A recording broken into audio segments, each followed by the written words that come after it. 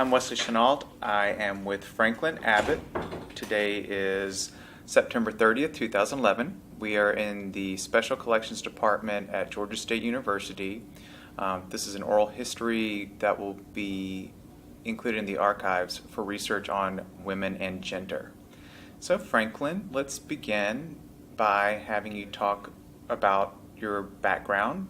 If you will, tell us a little bit about where you were born, family, education, and just go from there.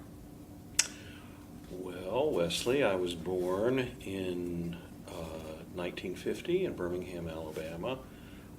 My parents were born in Birmingham. My mother's mother was born in Birmingham. Her father came from Talladega, Alabama, and my father's parents came to Birmingham from Cullman, Alabama. My father's parents were off the farm, working class people. They had come to Cullman for a better life than farming. My grandfather was one of 8 children, so the farm wasn't big enough to hold everybody. And he began as a barber, but was not very good at it, so he became a policeman for the Birmingham Police Department. He was on a bicycle. He was a patrolman on a bicycle at first, and he became a detective in the Birmingham Police Department and worked there until the early 50s. His wife was a homemaker, basically, raised children, took care of the extended family that came and went, and lived to be 101. My mother's parents, my grandfather trained to be an attorney and never practiced law, but ran a W.B. Lsd company in Birmingham, which was a real estate firm. So he managed a lot of the real estate in Birmingham. And my grandmother became a stenographer and worked as a stenographer for her working life. They lived. They moved when the year I was born, up onto Shades Mountain, which is a big deal in Birmingham where you live. Not so much because of prestige, but because of the steel mills.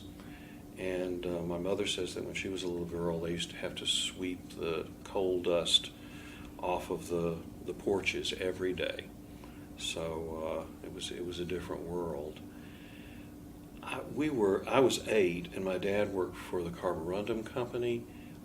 He was transferred unwillingly to Buffalo, New York, and so I spent the years from 8 to 12 in Buffalo, and those were years that I remember as being particularly good years for me as a kid, because the culture was very, very different in Buffalo than it was in the South.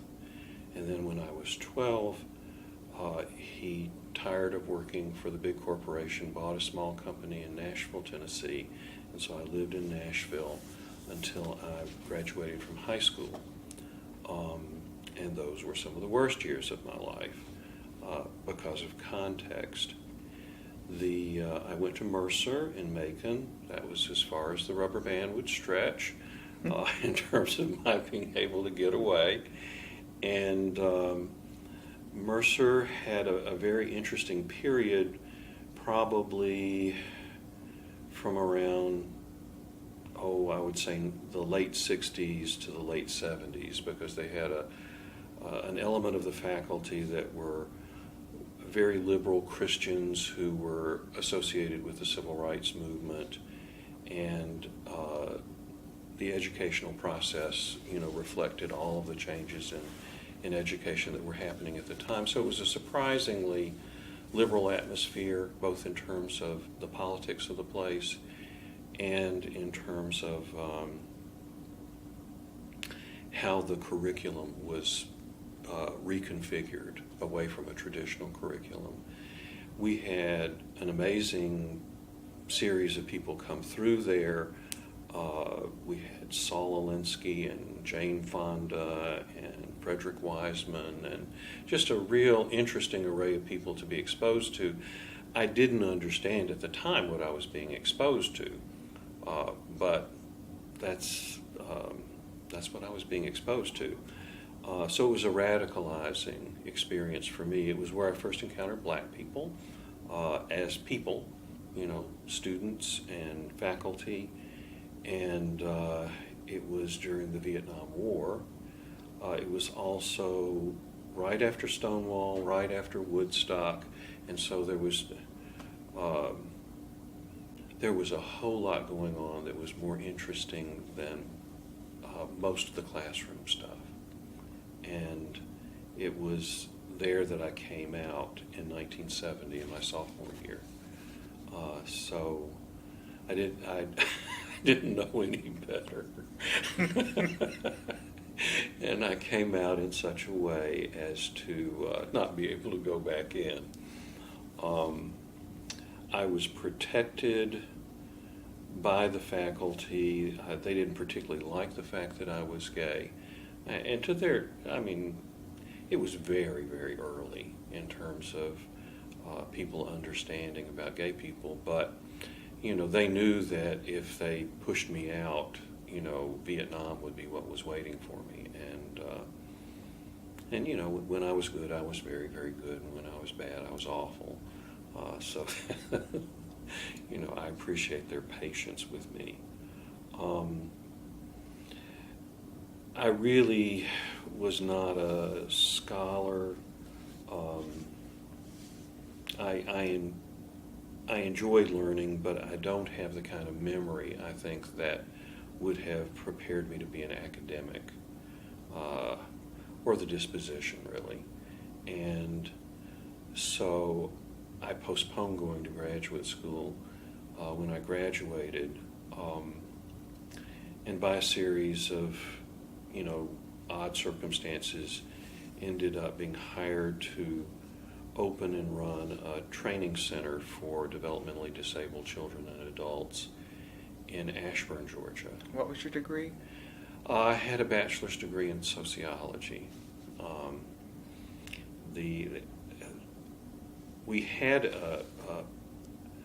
It was possible to create your own major, and I had attempted to do that, but I had gotten in trouble with one of my advisors, and I had more credits in sociology than anything else. And the fact that I had a sociology degree qualified me, according to the state of Georgia, to run a school for mentally challenged people. We had just had the big wave of deinstitutionalization, so there was funding to open a center in every county in Georgia to provide sort of day treatment for folks who had been institutionalized, and some folks who had been sort of in the back room at home their whole lives. I had absolutely no preparation for that, and there really was none. The curriculum on dealing with mentally challenged people had not been written, so we did our best. It was my first real confrontation with poverty, and so I learned a great deal about poverty, and I learned that I did not want to work for the state, and I did not want to supervise people because I wasn't any good at it. And so that's why I went back to graduate school. I thought being a psychotherapist would grant me some independence, and it has, but I wanted to go the quickest way, which was social work. I didn't think that I could manage to make it through a PhD program because I have a little bit of attention deficit disorder, and I don't memorize well, and I have a terrible problem with authority, which would have been the main thing. So I came to Atlanta in 1978 to do my internship. I told the people there that I had worked with the poor and I wanted to work with the rich. And so they put me in Buckhead at the Mental Health Center. And I thought I was on my way to San Francisco, but I wasn't. I've been here ever since. Where did you do your graduate work? At the University of Georgia School of Social Work. All right, I'd like to just go back for a moment. You mentioned the move to Buffalo, and considering that was late 50s, early 60s, you had said that you recall it was a particularly good time, and there's some context there. I was hoping that you might elaborate on, especially the differences between Birmingham and Buffalo. Well, I think, one of the obvious differences, was in the way that education was delivered. In Birmingham, I think partly because of the culture and partly because of money, there wasn't any art or music in the schools. And the culture in Buffalo was interesting because it was probably about as opposite, as it could be from the homogenized white culture of central Alabama, where everybody, your differences were basically you were a Baptist or a Methodist, black or white, but within the white community, the differences were very incremental. Whereas in Buffalo, we were the only Protestant family in our neighborhood. All the other families were Jewish or Catholic. And the Jewish families in particular liked me because I was a bright, precocious, talented kid. And so I would get all kinds of encouragement from my friends' parents my parents were very suspicious of all those things about me. And so it was a time where I felt sort of free to be myself, and I liked being around lots of different people. And then we moved when I was in the 6th grade to Nashville, to the suburbs of Nashville, and it was absolutely the opposite. It was,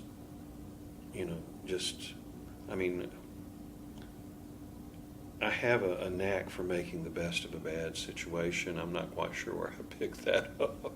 So it wasn't completely desolate, but it was really, really challenging in terms of being different. And it's the patriarchal football culture of the South, where a boy is judged based on his athletic prowess, and I had none. I was good at other things, but those other things were not valued. And in fact, those other things were suspicious. And there's sort of a fascism in that culture that says that, if you don't fit in, then you are other, and other is bad. What were some of those things that you were good at that were suspicious, not valued? Art, music, theater. I'm sure I would have grown flowers if it had been allowed to. But I was not good at a single sport, which frustrated my parents terribly. They provided they put a huge amount of effort and energy into getting me to participate in team sports. And finally, golf was the end of the line. They had tried everything. I wasn't any good at football or baseball or basketball or tennis. And finally, when the golf instructor told them that I was a hopeless case, they gave up. You talked about high school. Those weren't good years. And could you say a bit more about that, and also let's say where you went to high school? Mm-hmm. I went to a high school that has been conglomerated since then. It was Two Rivers High School in Donaldson, Tennessee. It was a 6 through 12.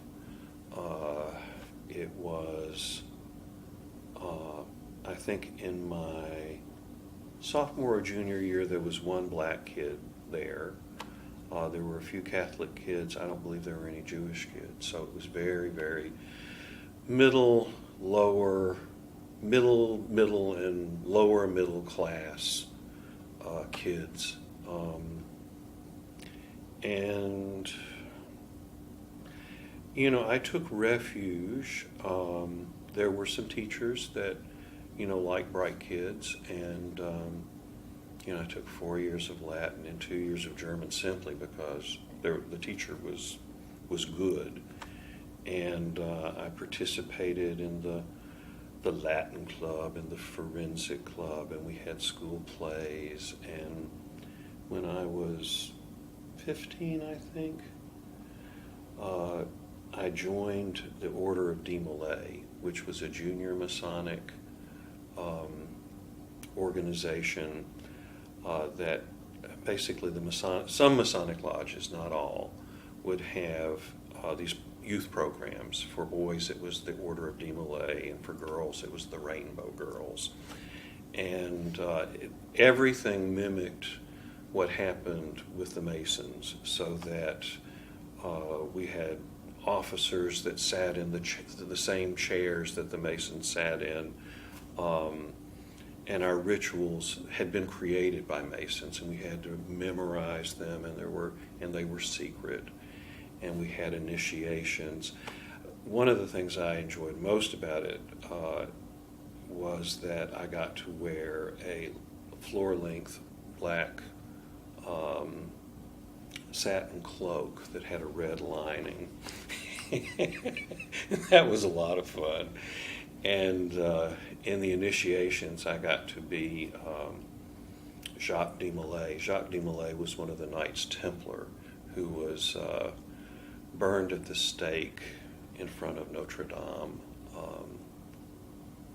a long time ago, say right after the Crusades had happened, and the Knights Templar were a rival power to the King of France and the Pope. And the King of France and the Pope conspired, and Jacques de Molay was brought to trial. One of the things he was accused of was the crime of homosexuality. So I did that quite well.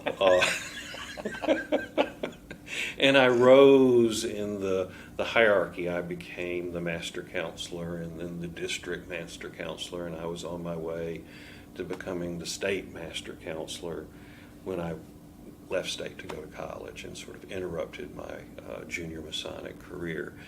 But I learned a huge amount about organizing. I organized large events. I networked across the state and across state lines. And so much of what I learned, in doing that stuff, which was kind of silly, when I think back on it, had to do with how do you organize a group? How do you organize an event?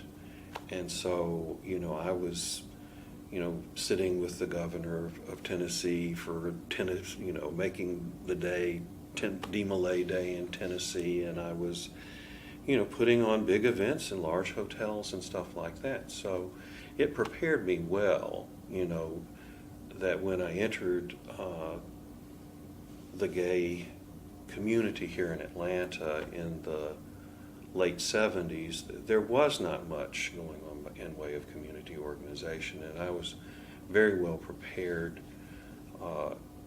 to provide some leadership at that time.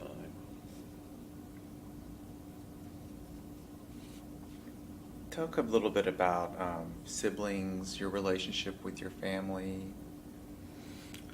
I have one brother. His name is Steve, and he lives with his wife not far from where we lived when we were teenagers in Nashville. He is a musician. He's been a recording engineer. He currently works with my father in my father's business. And I have a good relationship with him and his wife. I have 2 nephews, one of whom I am close to, the other I'm not estranged from, but one in particular that I'm fairly close to, John, who lives in Murfreesboro, Tennessee. And my parents are still living. They are in their mid-80s, and I have a good relationship with them now. Things were things began to strain with me and my family around civil rights and the use of the N-word. I became very adamant that they could not say that around me. And I came out to them, I think, right about the same time I moved to Atlanta. I had been in a relationship when I was in college, and one of my contributions to the relationship not working out was that my family didn't know I was gay, and therefore they didn't know that that man was my boyfriend. And so I resolved not to do that again. And so I also was completely financially independent. So I had fears when I came out that that my father would become violent, and that there were terrible things that happened to people back then. You could be put in a mental institution and given shock treatment, and but basically it just pissed them off, and we were estranged for about 1.5 years, 2 years, and they made peace with me, and I made peace with their inability to be more verbally affirming, and through the years, gradually, I think that if you look at the textbooks that they studied in college, there was like a chapter on perversion, and homosexuality would be classified right along with shoplifting and drug addiction and prostitution. And they knew from the time I was little that, because I would, put on little pageants and dress up and make wings for myself and flutter about the house. And my grandparents were delighted by this, but my parents were horrified. And that was their emphasis on sports, and that was, they were of the generation that believed that you weren't born that way, you became that way. It was moral degeneracy. And so they did everything in their power to keep me from degenerating. And once they figured out that, this is who I am and I'm okay, and they didn't cause it and all of that, they're fine. You mentioned civil rights. Considering the time you grew up and moved from Birmingham to Buffalo back to Tennessee, what was your awareness during those years as a youth? Can you talk a little bit about race relations and the civil rights movement? Well, it's interesting that,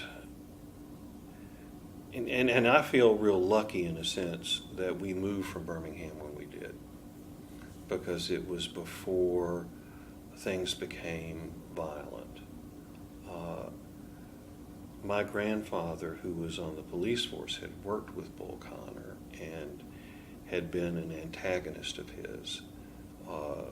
My grandfather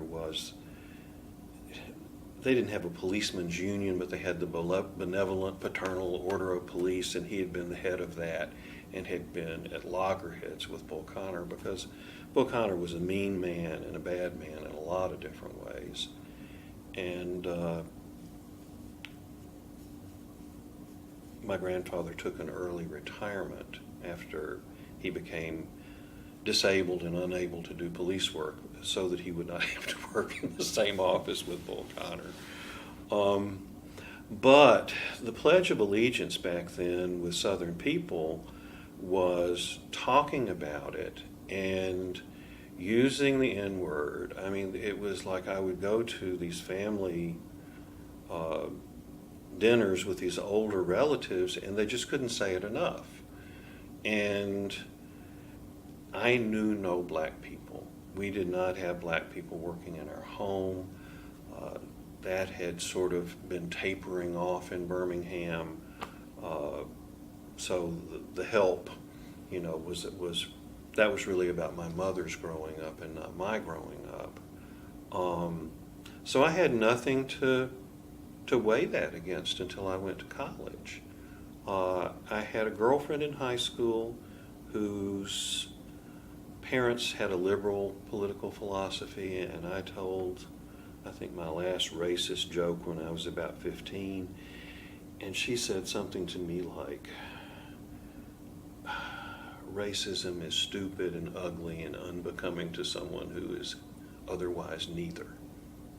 And, I just knew it was wrong. And, that was sort of the punchline. And then when I got to college, and there were a large number of black students who had been recruited on the Mercer campus. They had a very strong desire once they integrated to really integrate. And I took classes in black studies, and the black kids were really divided from the white kids there. It was the time of black power. So while there were some of us who thought it would be cool to have black friends, black students didn't think it was necessarily cool to have white friends. That was understandable, of course, because most of the white students on campus were pretty racist, and it was still a campus that had a huge Greek sector, fraternities and sororities that were allowed to, be there on campus and openly discriminate, against people who were black. So, it was a divided world. Macon had a huge African American population, and at the time that I lived there, it had more unpaved roads than any major city or city of its size in the United States. And once I started making friends with black people who lived in the community and would go to visit them, I would be astounded that we would leave the pavement and you could go for miles into these communities, down these dirt roads, into really another world altogether. And certainly when I lived in South Georgia, the majority of the people that I served there were African American and in poverty and in rural poverty, and it was just unimaginable to me. So I think that what I learned as a child about black people were all of the stereotypical things, and I learned fear. Fear of contagion, that black people somehow or another you could get sick. That was the explanation that was given to me about why the restrooms were different and the water fountains were different, and that black people were dangerous because whenever we would go through a black section of town, my parents would just simply say, "Lock your doors," and that would be our code, But I don't know what they were thinking. Black people never ran up to the car or anything like that. But white people in the South were very frightened of black people. And I think that part of that was there was so much injustice and so much disparity. And that was one way that the system was kept in status quo, was to keep that thing going so that people didn't come together out of self-interest. And the other great fear that there was of miscegenation. And when I was at Mercer, there was the traditional campus church for years was the Tatnall Square Baptist Church, and it was right on the corner of the campus. It wasn't a part of the campus, but it was traditionally where everybody had gone to church. And the church had, when Mercer's first black student had been recruited by missionaries in Nigeria and had come to school there in, was there in 1969. He probably was there in 1965 because he was gone by the time I was there. Sam Omi was his name. And he had, attempted to go to church there, and they, barred him from going to church. And this was a terrible irony and really created quite a division. And I remember, going with some of my friends to church there one Sunday just to see what it was about. And several weeks later, the minister of that church, Byron K. Wilkinson, who had written a pamphlet about the miscegenation of the races, came and knocked on my dorm room, on a Saturday morning after a long Friday night, and asked me not to lead an integration march on his church, which I had no intention of doing, and I don't know why he thought I was going to do that. But, ultimately that church, left and went to the suburbs, and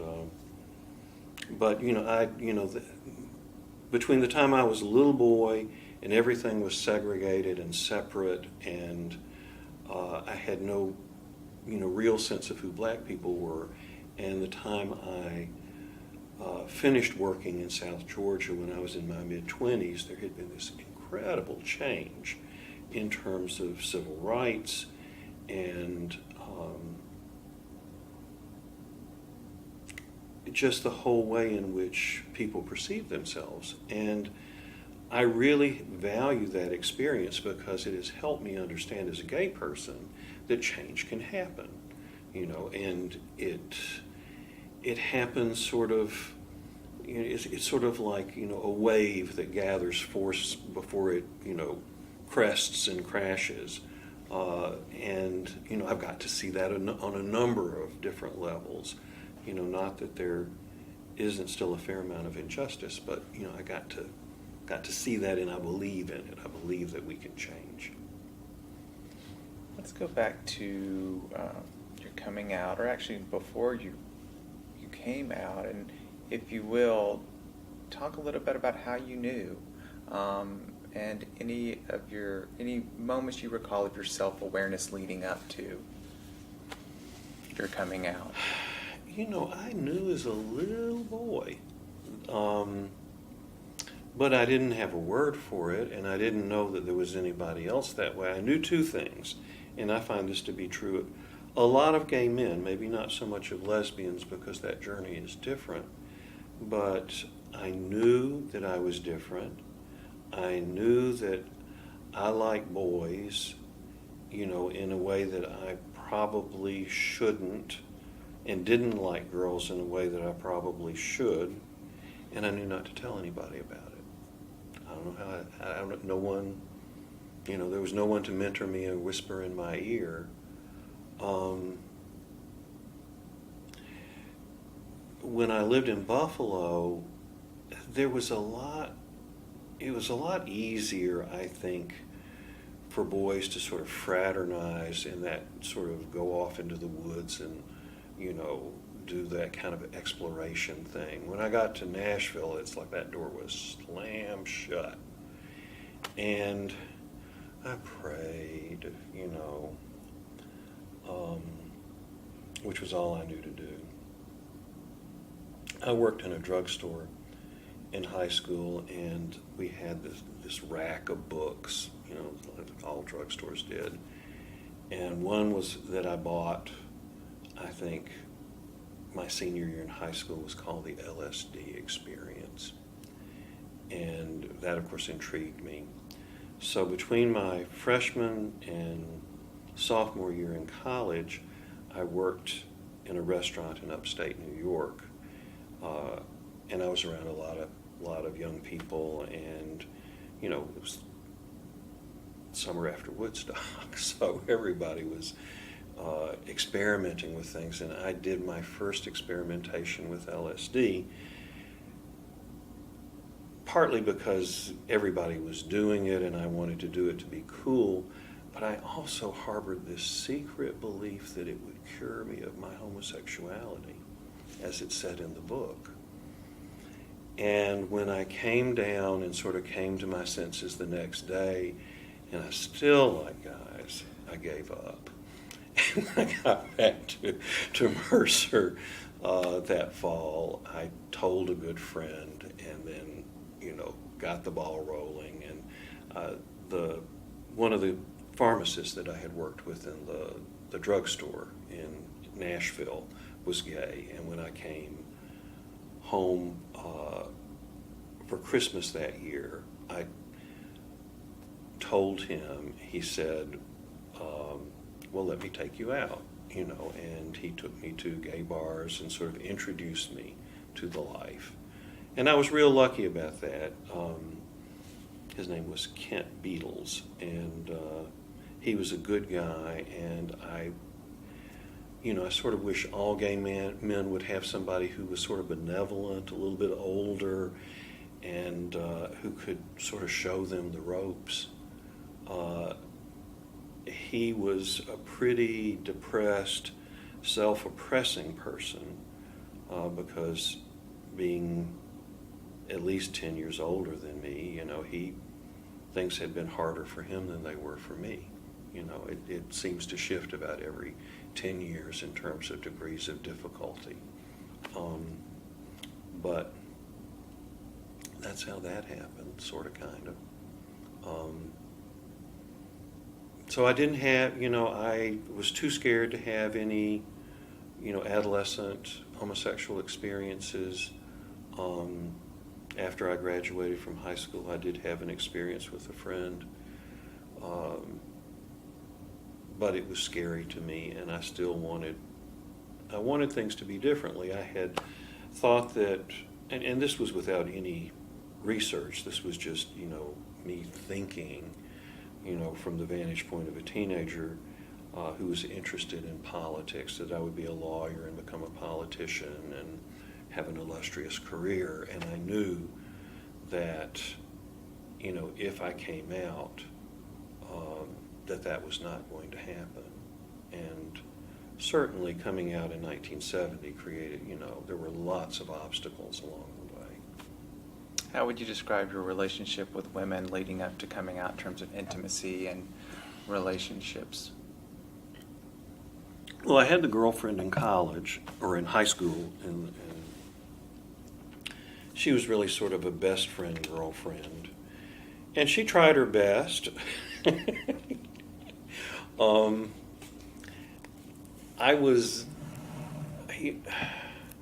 I suppose technically I could be classified as bisexual if you took a completely behavioral vantage point, but I've always had sort of a deeper psychological piece of the attraction with men that I've never felt with women. I think until I came to Atlanta, well, probably started a little bit earlier in graduate school, until I got to Athens when I was in my mid-20s. Most of my friends were women.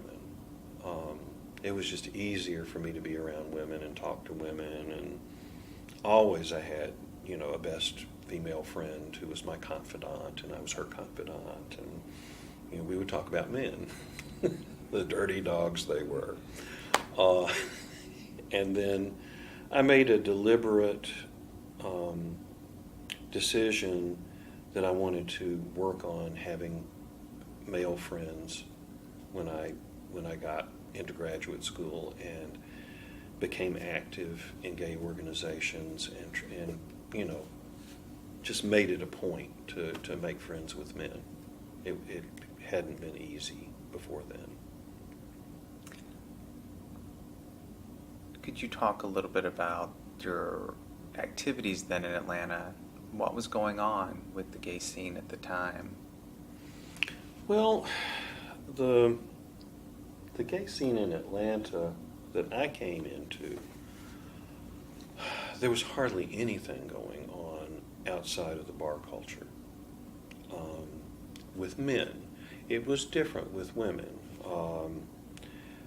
There was Karis Bookstore, and there was Alpha, the Atlanta Lesbian Feminist Alliance. There were women's concerts. There was a women's culture that was deliberate and constructed by the women based on feminism, which was very attractive to me. But among gay people in general, the only thing that was organized beyond the bars were the religious groups, MCC, Dignity, Integrity, Lutherans Concerned, and when I was in graduate school, my major professor was a closeted lesbian named Ruth Weber, and Ruth was a cantankerous, mean alcoholic, but she had the best placements,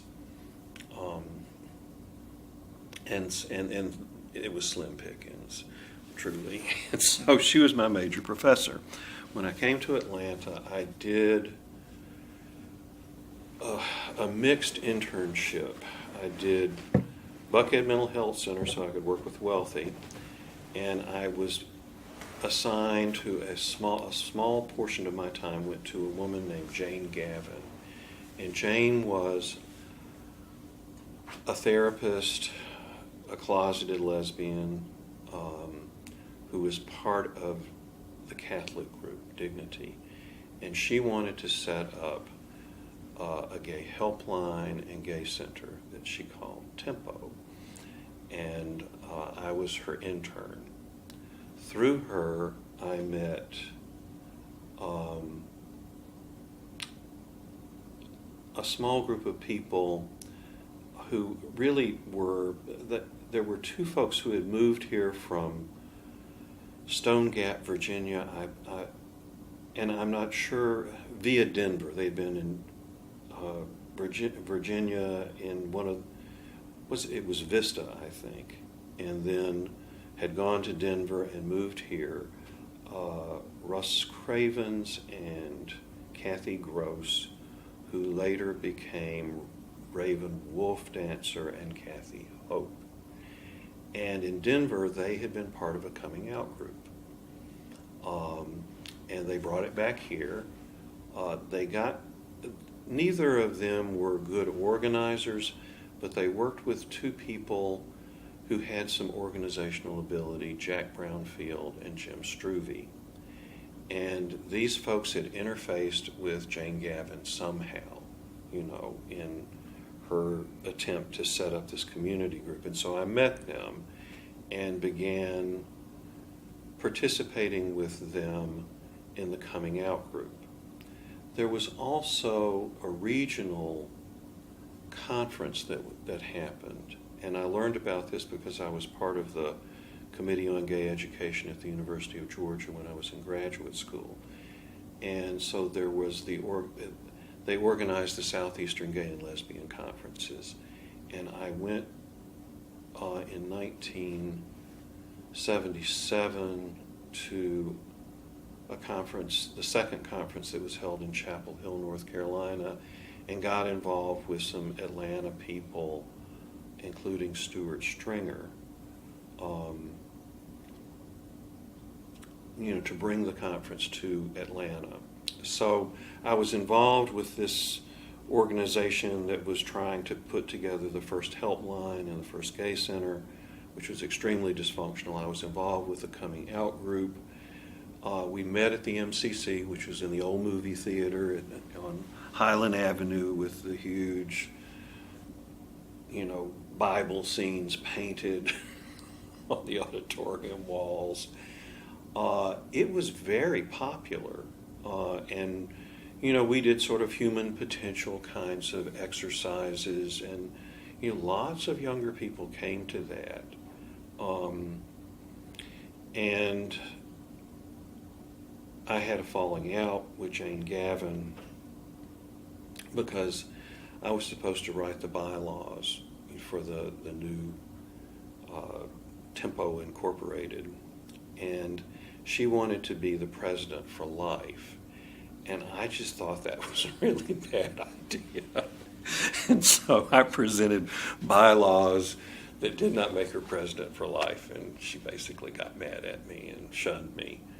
In the organizing for the third Southeastern Gay and Lesbian Conference,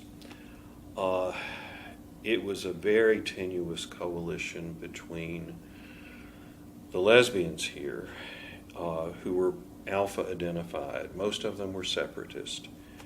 And there were some very articulate women. I remember Vicky Gabriner in particular as being just like, fire-breathing lesbian feminist. And most of the men who were participating in that came from one of these religious groups. Dignity was particularly well represented.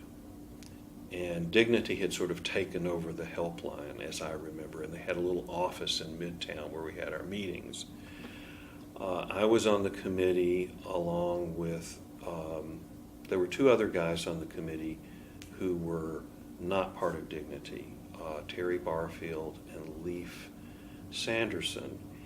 And the women, were advocating for women-only workshops on things like lesbian sexuality. And these guys were just like, that's discrimination, and I'm not gonna, you can't just, everything should be open to everybody. And of course, we had to vote. And Terry and I voted with the women, which tilted everything. But then all the men, walked out basically, and well, actually they told us to leave because we were in their space. So Leif and I and Diane Gray and Heidi Silver and Heidi and Diane, who now calls herself Diana and lives in San Francisco, we were the co-chairs. Diana was also a therapist. I believe she worked at Karuna. I was one of, tiny number of out gay male psychotherapists at the time. And I teasingly referred to myself as the Karuna Auxiliary because I would get referrals from them. What's Karuna? Karuna is a women's counseling center. Karuna means compassion from Hindu, and they were founded in,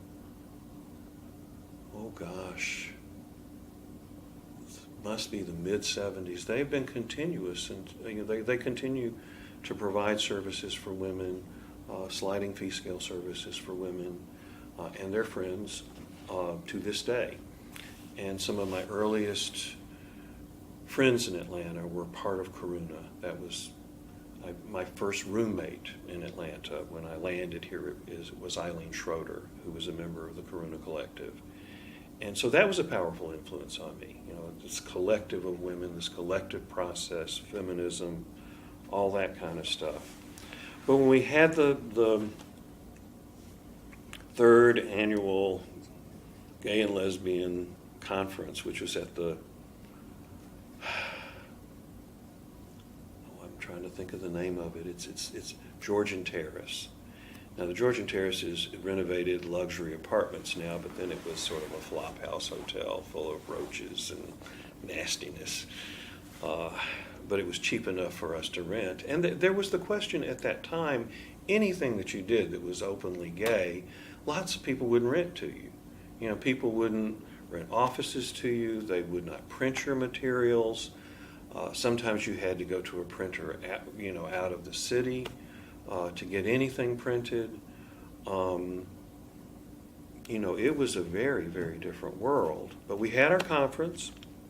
And it was, a blend of, some radicalized people, some of them coming from the Socialist Workers' Party and stuff like that.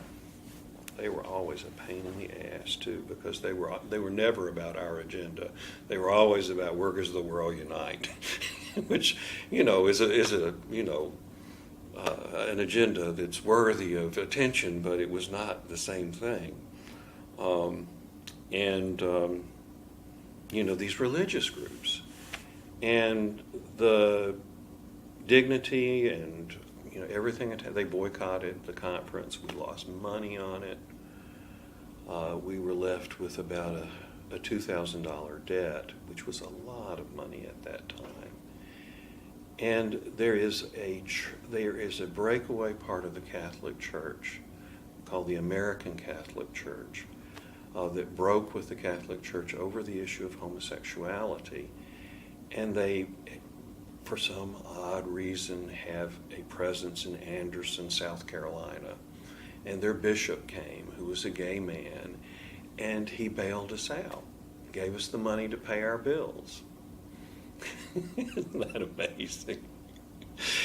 At the end of the conference, we were sitting in one of the big ballrooms in a circle having some kind of processy thing, and the women got pissed off, or so it seemed. I mean, I've learned since then that a lot of the need that women felt to process was that they weren't agreeing with each other, and they didn't want men in the room, to see that or to participate in that. We were viewed as, alien to that process. So they left a room full of men there who we had our men's caucus completely inadvertently. One of the wild creatures who had come down to the conference was a guy named Michael Wilson, who at the time lived on a farm in North Carolina, Running Water Farm is what he called it. And Michael was a weaver. He wove all of his own clothes.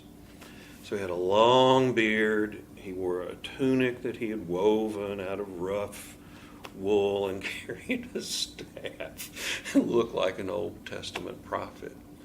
And he invited us to come to his farm that summer because we'd had such a heartfelt conversation with each other.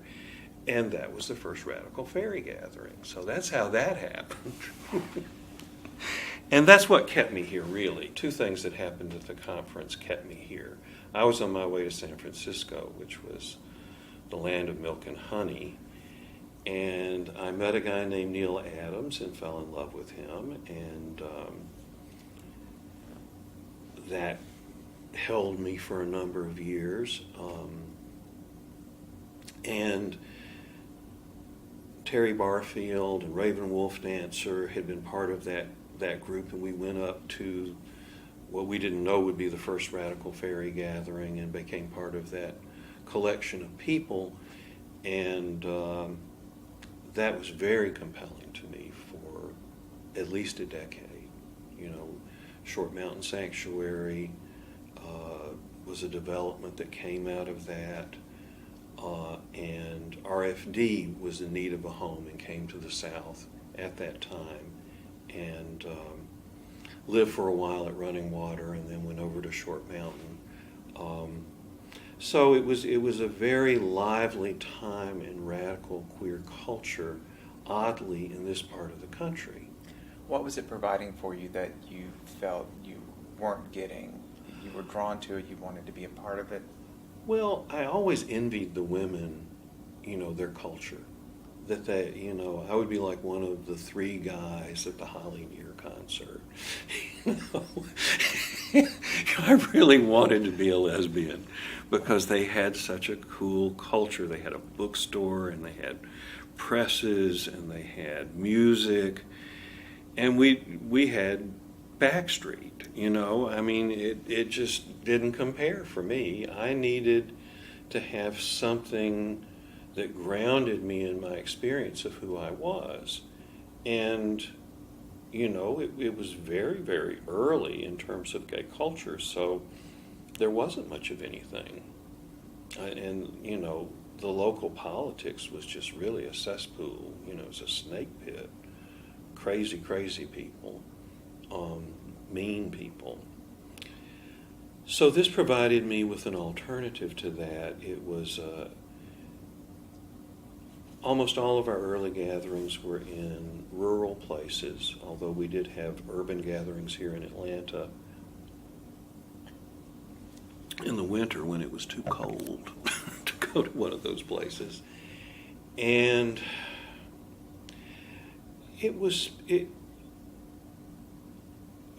I don't know how to say it exactly, Wesley. It was a combination of culture and spirituality, that just affirmed something in me that I didn't even know needed affirming. I didn't know it was there. I sensed it, in the women's culture, but I could not have identified it individually. It sort of had to come out of this collective experience. And, while that experience was sort of unfolding and coalescing, and, it became a national thing and then an international thing, it was very, very compelling, because I was at the beginning of something, and my presence mattered and my voice mattered. And, having been marginalized my whole life, I didn't even know the word homosexual until I was 12. It was very significant to be, affirmed, and to feel special, and not to feel less than, not to feel separate from, but to be a part of. That was really, really important. So, it was a real gift, in a sense, to be, just at the right time, in the right place, to be part of the unfolding of something. I don't think, there are just times in history where you're just lucky to be there. And that doesn't, that's not to discount, what I did to make it happen, or the energy that I put into it that led up to it. But it's just to say, I couldn't have made that happen all on my own. Certainly not. So this kind of takes us into the 80s. So why don't we talk a little bit about some of the things that was going on in your life, your work, your continued activity with RFD, and then touch on other things. Clearly, AIDS was coming about in the early 80s. So, well, I had an odd position here. As a psychotherapist, I felt that I had limits on my behavior that normal people didn't have on theirs. It wasn't that I couldn't do anything that I wanted, but I couldn't do anything I wanted with anyone I wanted. And the gay community was relatively small in terms of, the out people who I would, be in contact. It would be like living in Tifton or, Dalton or something like that. Everybody knew everybody's business. So I couldn't participate in the wildness, that happened. I never went to the baths. I never, I didn't drink at the time. So I didn't go to the bars very often. I just wasn't a part of all of that. And as a therapist, I couldn't afford to run into my clients or their boyfriends, past or future. And so I was sort of in a priestly role, more so than most priests. Anyway, kept me out of trouble and probably kept me negative. But there was an evanescence that was happening in the gay community. Organizations were coming into being. People were coming out who couldn't come out previously. That really snowballed through the AIDS crisis and into the 90s. But, a shift was occurring in terms of, how to be gay in the world.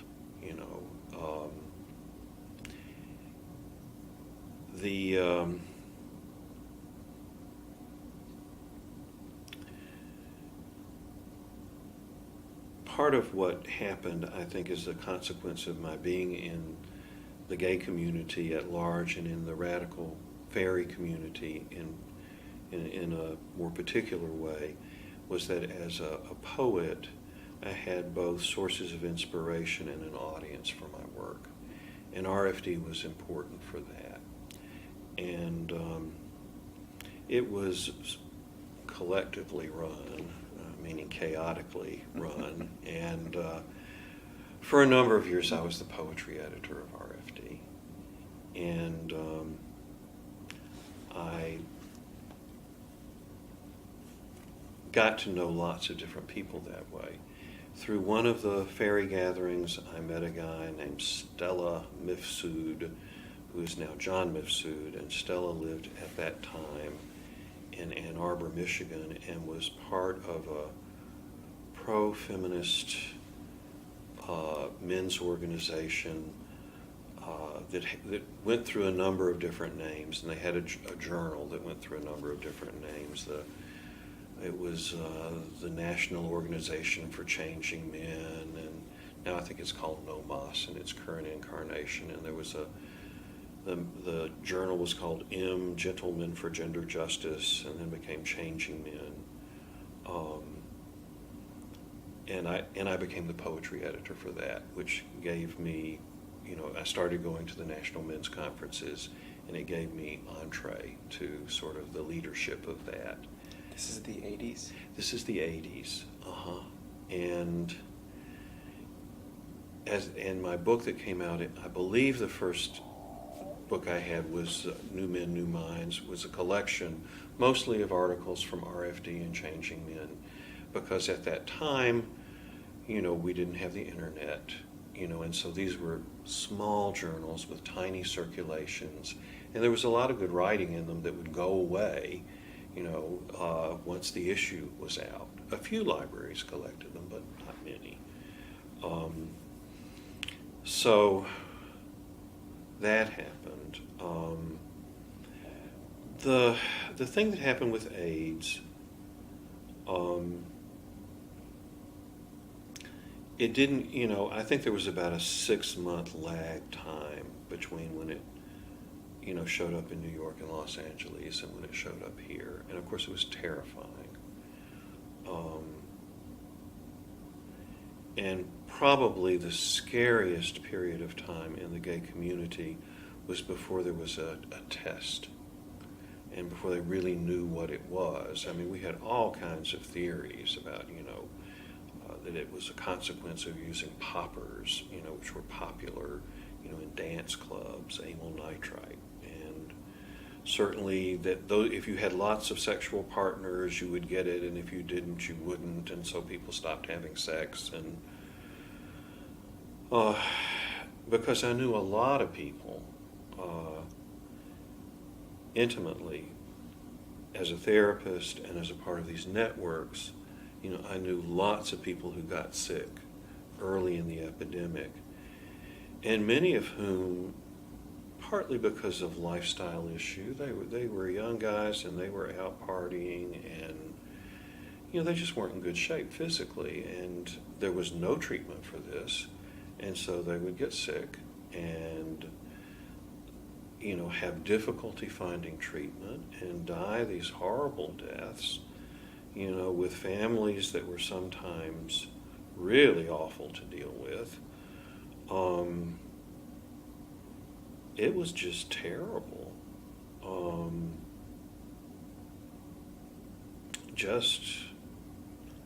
Beyond words terrible. There were two things that I did other than just continuing to do what I did, continuing to be part of the community and to do my work as a therapist.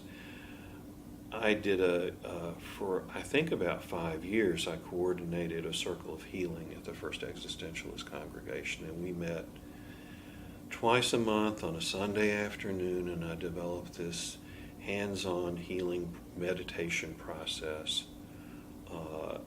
A lesbian musician named Beth York helped with that. She played this meditative music. She had an album out that was in the women's section of the music store. Beth lives in Greenville, South Carolina now. She's a marvelous musician, and people would just come and we would do this, meditation, and we would do this healing process, and usually there would be some guest who would come in and do something, and many of my friends from the therapy world would do that. Susan Levy, who later went on and started working with Hospice Atlanta, and very, positive impact. A lot of things. Susan was very instrumental in getting things started. Ann Whistler, lots of the folks that I knew who had, special gifts would come in and do things. And, it's interesting to me that many of the men who had HIV and were there are still here. I think it was a positive force. It certainly, it was not a fail-safe because many of those men died. But it was a real sweet community response. There were always lots of people there who were there in support of.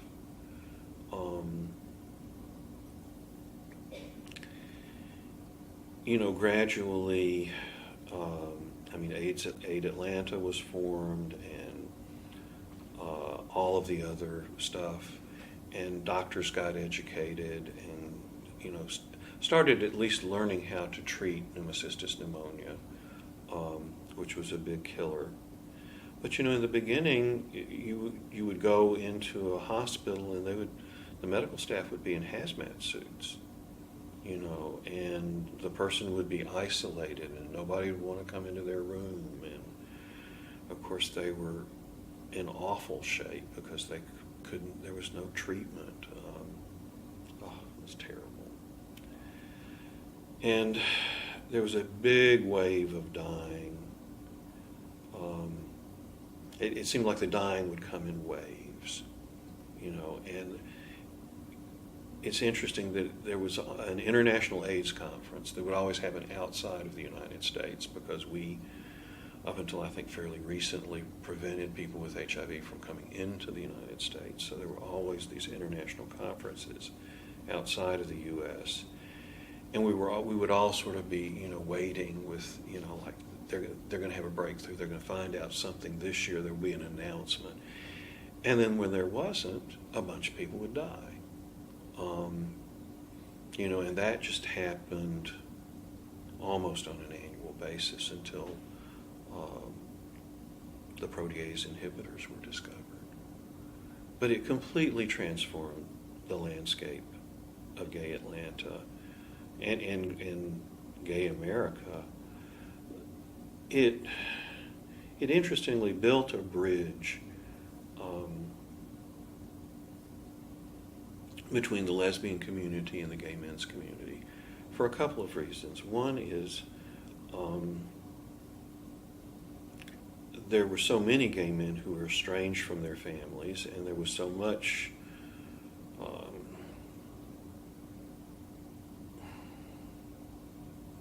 stigma attached to AIDS that we needed all the help we could get. And, they were troopers.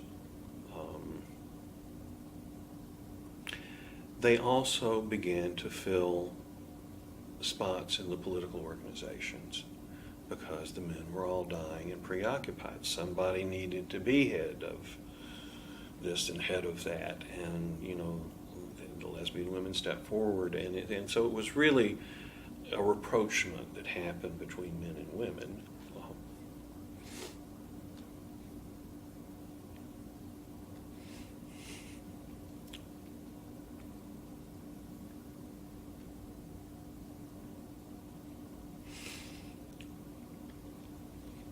Certainly not due to the fact that the men did anything about it, but it was a good thing. It was a very good thing that came out of it. The other thing that happened to me personally is I got into a relationship, and it was probably a relationship I didn't need to get into, where there was a low level of compatibility, but I was terrified and he was terrified. And it was at a time when we were told not to get tested because we could be discriminated against. And then several years into the relationship, he tested positive. And I was so scared it took me a year to go get tested and test negative. And that further, heightened the discord. And I think that there was a lot of collateral damage that happened as a consequence of HIV. I mean, the impact it had on the arts alone was just devastating. So many creative men died. But the impact that it had on our personal lives, I don't think that's been chronicled yet. I think that the collateral damage in terms of the survivors, what happened to us psychologically.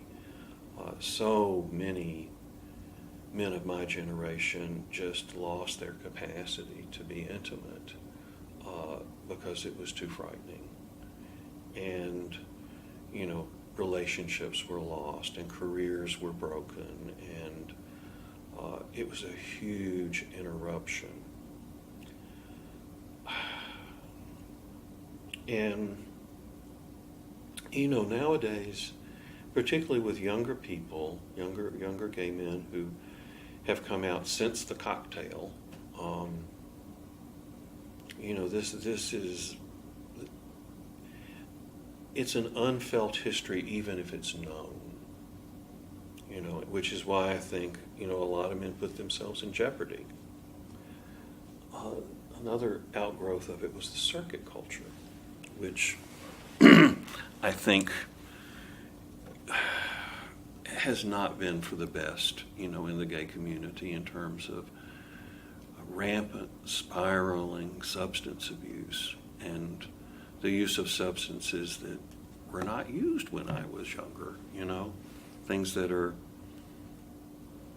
change personalities terribly and are highly addictive. And now we have a meth epidemic that really came out of a culture of avoidance, trying to avoid what was going on, the band played on.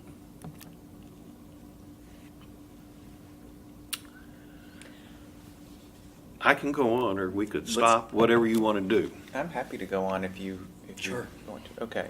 Well, let's just continue.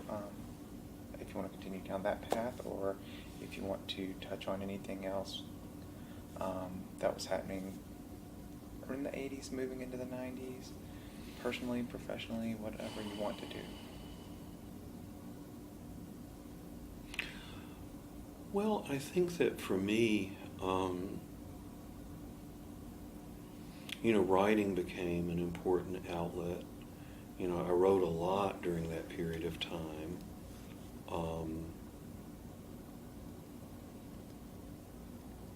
And I traveled. I suppose if I had an escape mechanism, it was travel. And my first travels were purposeful. I left the South. I went west for the first time when I was 29 or so to go to the second National Radical Ferry Gathering in the Pecos Mountains of New Mexico. And that whole trip was a transformative adventure in terms of encountering the desert landscape and being in a group of hundreds of radical ferries and meeting Harry Hay. And I may have met Harry before. Harry came to Atlanta a couple of times. But that was an important thing that happened. I became increasingly involved in the pro-feminist men's movement, truly believing that men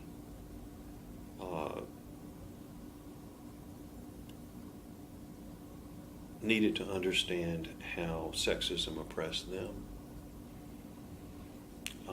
And gay men had a clue, but a lot of straight men didn't. And that felt like that was very important work. I opened my psychotherapy office in Little Five Points, I believe in 1979, and after 11 months of working in a state mental health center, which never went back to that. And one of my office mates, well, Little Five Points was an experience for me because it was very hippie and new agey.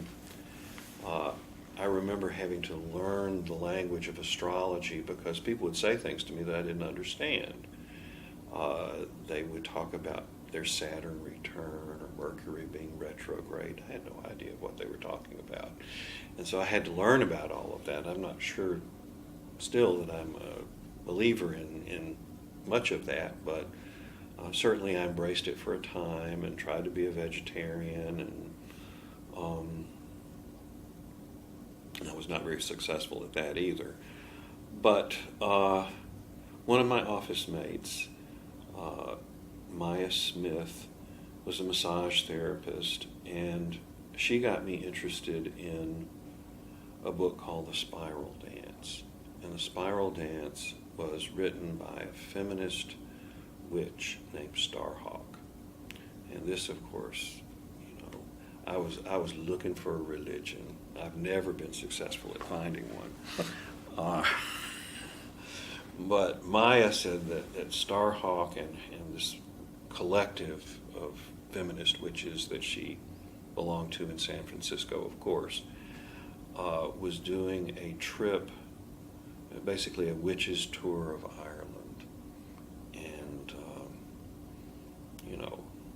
somehow or another I convinced my mother to loan me the money. I didn't tell her it was a witches trip. I said it was an educational trip. So I went to Ireland, which was the first time I'd been outside of North America, and traveled around for 3 weeks with a very divergent group of people who had, there were about 15 of us, all of whom had different motivations for being there. And Starhawk, who is a very down-to-earth Jewish gal who took the name Starhawk as her witch name, would take us to these places. She was fairly well versed in Celtic mythology and lore, and this is where this happened and this is where that happened, and you would do this kind of magic here and go into the underworld. And so we drove around in a couple of vans all over Ireland to these places and would stop and do these rituals. Everyone was sincere. I learned a lot about ritual and how ritual worked. Ritual in terms of being how energy moves in groups, how to do that, without becoming particularly attached to the religious path, because it was complicated. You always had to know what this color meant and what phase of the moon it was, and that just seemed like a whole lot of work to me. But I did my first international reading and workshop there. There was a gay center in Dublin called Hirschfield Center, and I had written ahead of time. And at the end of my witches tour, I was deposited in Dublin and stayed there and did some work at the Hirschfield Center. I met a guy who became my boyfriend, and we traveled back and forth. This was in the early 80s. So I learned a lot about Irish culture, and I just got the travel bug. And back at that time, there was a little magazine called Paz y Liberación, edited by a guy out of Houston, Texas. And somehow or another, he collected pen pal ads, that gay men had put in publications from all over the world. And you would write, and you for $3 or something like that, you could put a pen pal ad in. And so I had put a pen pal ad in Paz y Liberación and responded to several of them. I subscribed to the little publication. And the rest of my travels were really informed largely by who I developed these pen pal relationships with. So after Ireland, I went on a long trip to Japan and Taiwan and Malaysia and Thailand. And in each country I had pen pals that I met that I would either stay with them or they would be my guide. These were all gay men. Sometimes there were romantic circumstances and sometimes not, and sometimes there was confusion, which makes for good stories afterwards, but wasn't a whole lot of fun when it happened. But in each of those situations, I got to enter into the gay world, in ways that I just, as a tourist, I could not have. I didn't know the language, there would just have been no entry point for me. And had people who spoke the language and were of the culture to explain things to me. So it was very, very valuable. Another one of my pen pals lives in Maracay, Venezuela, and he and his boyfriend had a house, and it was really a refuge for me during the worst years of AIDS, because at that time there was a relatively cheap flight from Atlanta to Caracas. I could fly down there. There wasn't any AIDS to speak of in Venezuela. It had not impacted the gay life there. And I would stay with them. Alejandro and I would travel to different cities in Venezuela and have adventures. Alex, his partner, was a brujo, a witch, a real witch. People would come to him for fortune telling. He would read the ashes of the cigar and the entrails of a chicken. Whenever I went, he would always sense that I had psychic cooties on me, and he would take me outside in the back garden and give me a bath. And it was not just a bath, it was buckets full of stuff. Some of it I know was ammonia because I could smell it, but I'd have to pour this bucket of stuff on my head and stand for a certain amount of time, and he would blow smoke around me, and then there would be some other something that I did, and I'd have to soap up and stand naked, of course, in this back garden, stand for a certain amount of time, and then it would culminate in him drawing a diagram around me in gunpowder and igniting it. It would pop, pop, pop, pop, pop, and then all of my psychic cooties would be gone. And I'd be good to go. So I went down there frequently, a couple of times a year, and I'd stay 2 or 3 weeks. And that in part got me through, that I would have a respite, that I would have a place to go, and of course the blessed communication devices that we have now that keep us connected around the clock, around the globe, were not available. And so I could call home, but it would be, I'd have to get the operator to place the call and then wait, and so I could really be in another world. And I would make a promise to myself that I'd learn Spanish, but it was such a relief not to understand what was being said to me that I never really had that incentive. And had friends there that spoke very little English, and we would they're just ways of communicating, mostly laughing at each other. I went back to Asia a second time, and then a third time I went to Bali and Java, again, as a consequence of a correspondence and having somebody there to drive me and explain things to me. So, that was a real education, and I think it just saved me in terms of my spirit, because I was definitely in the trenches. I hadn't volunteered, but, having a large gay male component of my psychotherapy practice really it was just always there, somebody in my life or one of my clients or someone in one of their lives, always somebody sick, and, home visits and hospital visits and all of that. Being a therapist has been important to me and not important to me at different times. When I was young in my career, it was very important because I was learning it. Then I thought I wanted to be a travel agent or a writer or, something a little more, something that had a different focus, but I never pulled any of that off. And somehow or another managed to weather that period of time where I became disenchanted and got re-enchanted. I did a lot of group psychotherapy. I had a colleague, two colleagues that I worked with extensively. One was Martha Brock, and she and I had a gay and lesbian group that we did for 15 years, and a mixed group that we did for at least a decade.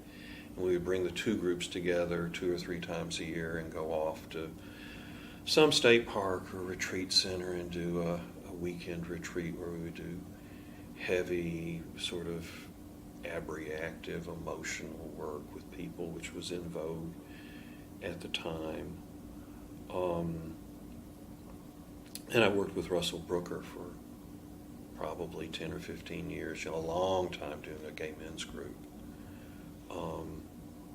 And those were very rewarding and important experiences for me, and really seeded a lot of community for the people who participated, that they are still part of each other's lives in very important ways. And group kind of went out of vogue. Therapy changed radically with the advent of Prozac and managed care. Those two things sort of came hand in hand. Big pharmaceuticals and big insurance, and changed the landscape, probably forever. And so as a profession, it became less interesting to me. My relationship history is, parallels Elizabeth Taylor's, except that I haven't married the same guy twice. And, she recently died. She's older than me. I still have, a chance to, I think work up to number 7 or something like that. But relationships have been central for periods of time. I've always learned a lot from my relationships. They've always been complicated.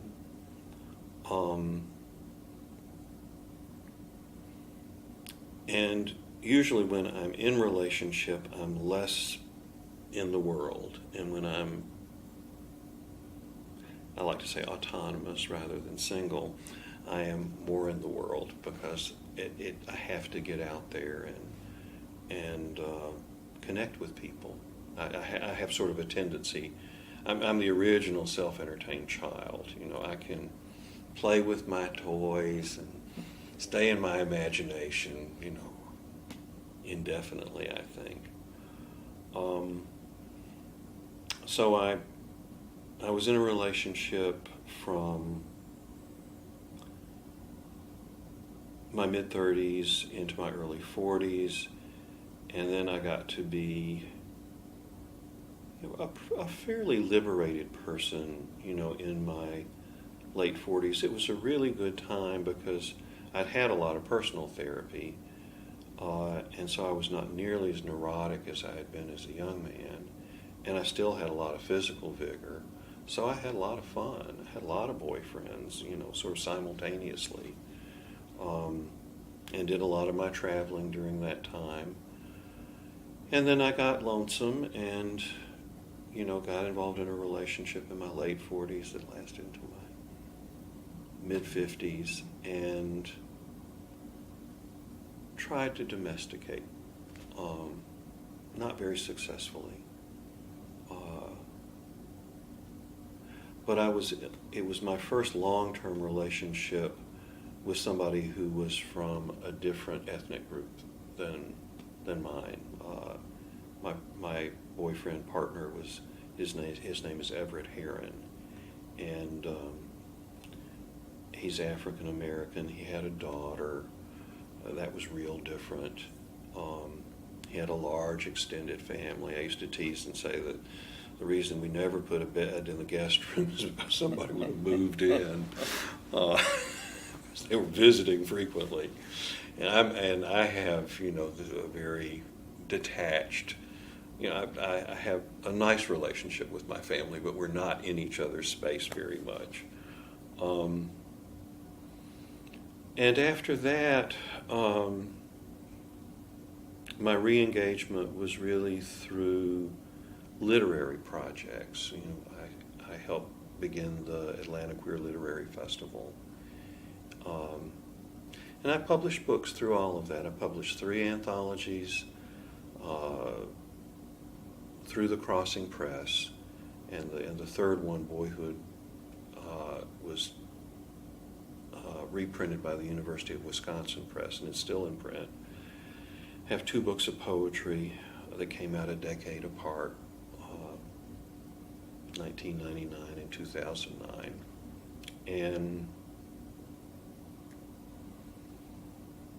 have been far less involved in the men's movement. It got really strident, and all the poets and lovely people were sort of run off by the people who wanted everything to be their version of PC.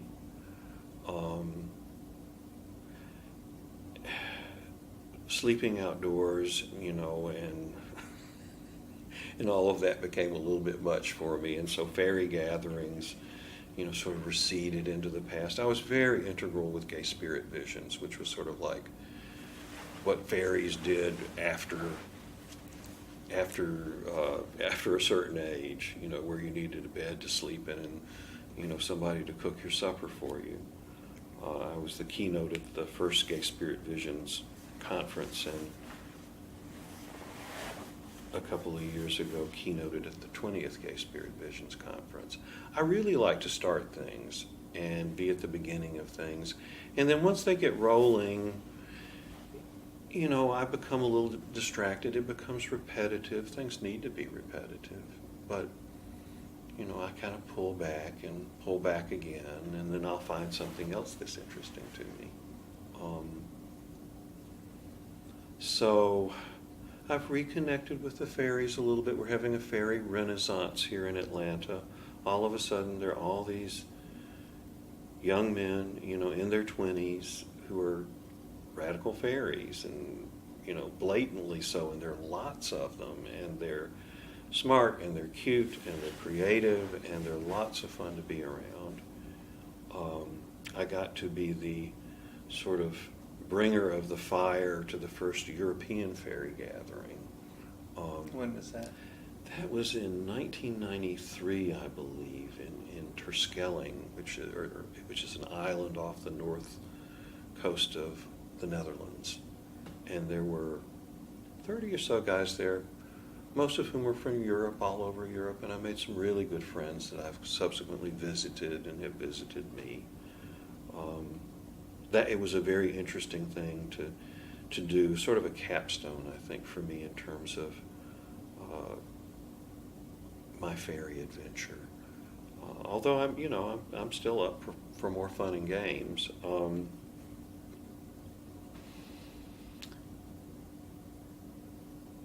The way that the economy has slowed, has changed the way that money works in my profession. And I don't wish to retrain to be something else. And it seems to me that most of the things that you do to make a lot of money, involve bad karma. So, it seems to me. So I haven't traveled as much. I did get to go to India a few years ago. Again, this time through the internet, I had somebody that I knew that I could meet, and through friends I found a travel guide, and I went as a medical tourist. My colonoscopy paid for my trip, and I definitely have places I want to go and things I want to do, and I will not retire until I'm too old to work, and hopefully that won't be for another 20 or 25 years. And I'm sure I'll stay busy in the community because there's always work to be done. I don't know what the next chapter will be necessarily. I write in spurts. I go through periods of being pretty creative, and then the muse goes on vacation, which is both a relief and worrisome at times. And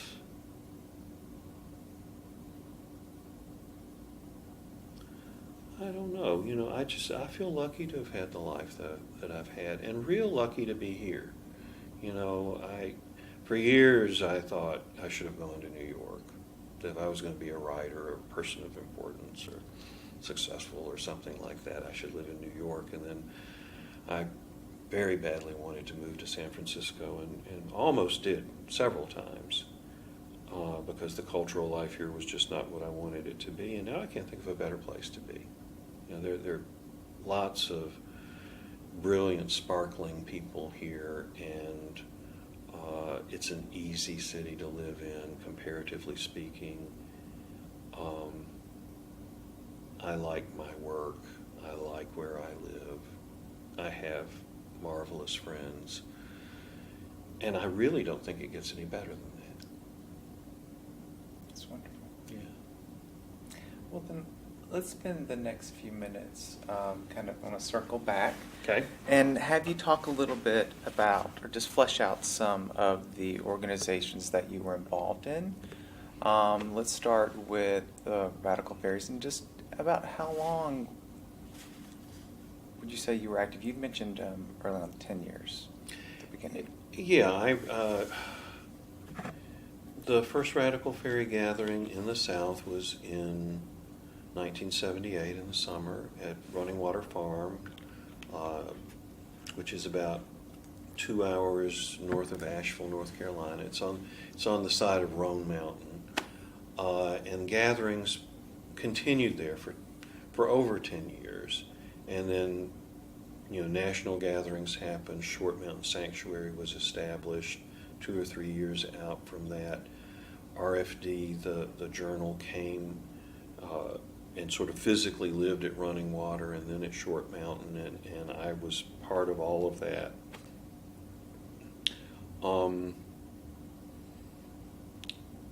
As I sort of phased out of that, I became more active in the National Pro-Feminist men's conferences, and with that publication, I put out 3 anthologies from the Crossing Press about men's issues. So this would have been in the 90s. 1987, 1991, 1994, Okay. I think. And, as that sort of cycled down, the Gay Spirit Visions conferences started, and I was active in that for about 8 or 9 years. That started in when? This was the 22nd year of Gay Spirit Vision, so 22 years ago, whatever that was. And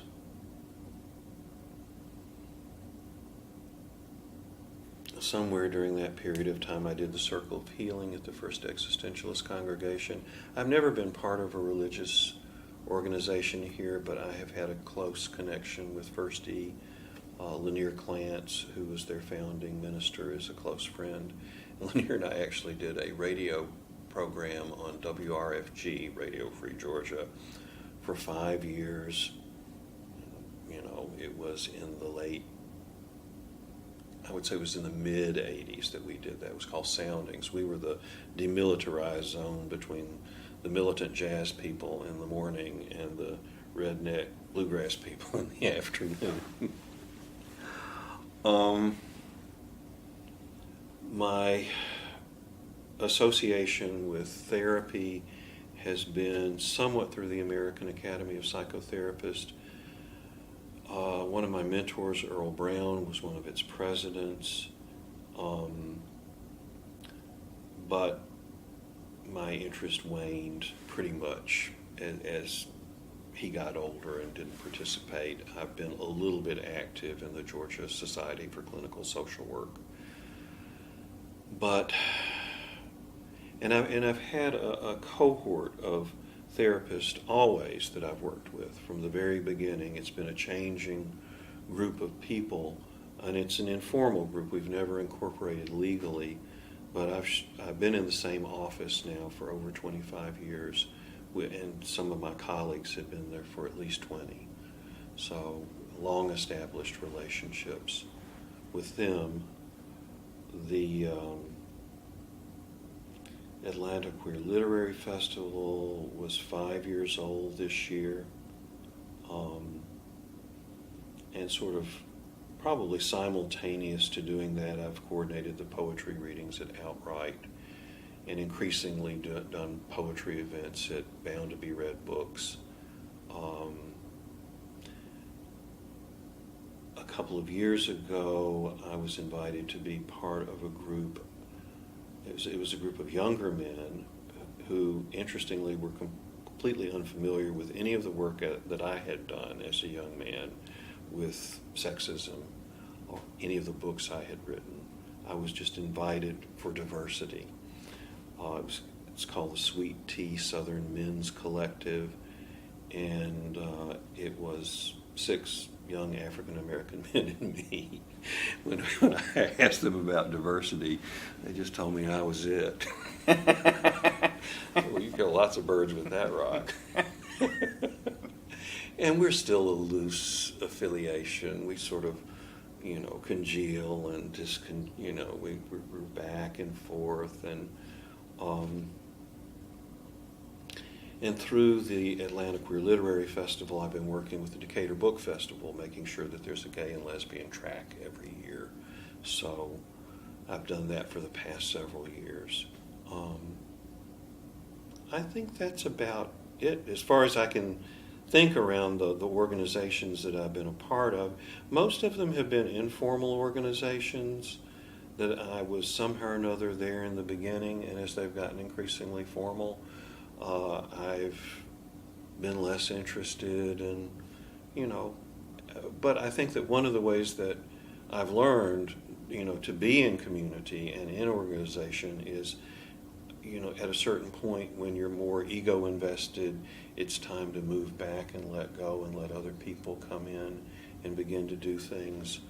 And the organization will change, and of course they won't do it the way you thought they should, and that will piss you off, and they won't invite you, and you'll get your feelings hurt, or at least that's my experience. And then there's a rapprochement. You become an elder statesperson, and all is well. So that's kind of my relationship with organizations.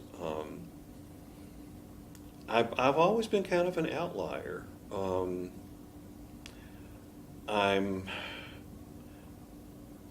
I'm interested in too many things to be a specialist in one, and that's often a matter of unspoken resentment. How can you be, a really good psychotherapist if you also write? How can you be a dedicated poet if you also do this? How that kind of thing. And I think that it's a peculiarly American thing that you get to be good at one thing and known for one thing, and you can't go outside of that or it's trouble. So that's just never been what interested me. I've always been more interested in relationships, the relationships that came to me as a consequence of these organizations. The organizations have always been a way for me to connect with people. And what has lasted always has been the relationships with the people, not necessarily with the organization. So that people from all of those organizations and those eras of my life are still in my life and still important to me. And one of my pleasures is to, cross-pollinate. when I was a little boy, my mother's mother was also a gardener. She had what seemed to me, as a child, a huge garden in the back of her house. Now, when I have visited as an adult, I have seen that it was not, vast, but it seemed vast to me.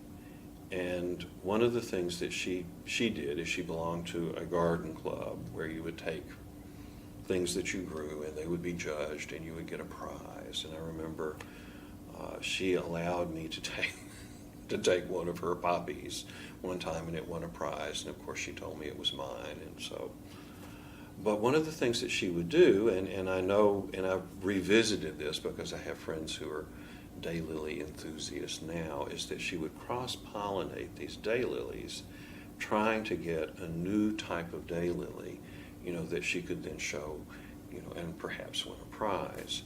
And so I think that one of the things that I enjoy doing is cross-pollinating. I really like, for the people that I've met from this part of my life and that part of my life, to get to know each other and form connections and see what happens as a consequence of that. I think that's what the anthologies were about, that I tried to get as many different voices in as I possibly could. I've always thought, and I think, partly because I grew up in such a segregated way, that diversity gives you, the more different angles you can look at something from, the better you can see it and understand it. And so it's invaluable to me to have friends who come from different cultures, because being from the dominant culture, I think one of the problems, it's the same problem for straight people, it's the same problem for men as a group, is that we don't recognize that there are other ways of looking at life, other ways of seeing and doing things. And, we, as a consequence, limit ourselves, and then we become a victim of repetition. Our creativity suffers. We just become obvious, and it's entropy. 2 plus 2 begins to equal 3 and not 5. And when you have diversity, you have synergy. You have the sum of the parts are more than the whole. And I, learned that in an experiential way, and that's what I feel like my contribution to community is to continue to mix it up and keep people talking to each other and listening to each other. And I don't know what the outcome of that will be, but it doesn't matter.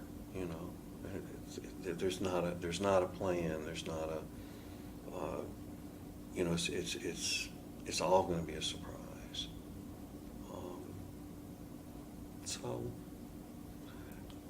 I'm sure that I could say more about many of the things that we've talked about, and if you reflect on any of that and you want to go into more depth about any of that, I'm happy to do it. I think there's some relationships I'd like to find out more, and maybe another time. Sure. So we should come back to that, thinking DeSoto saying.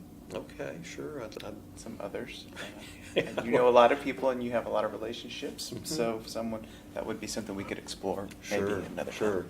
But my brain is tired. Oh, you're tired. I'm sure that poor camera is tired. Thank you very much for your time. Oh, and I look Leslie, forward thank you. to more. So Thank you very much, Franklin. You're welcome.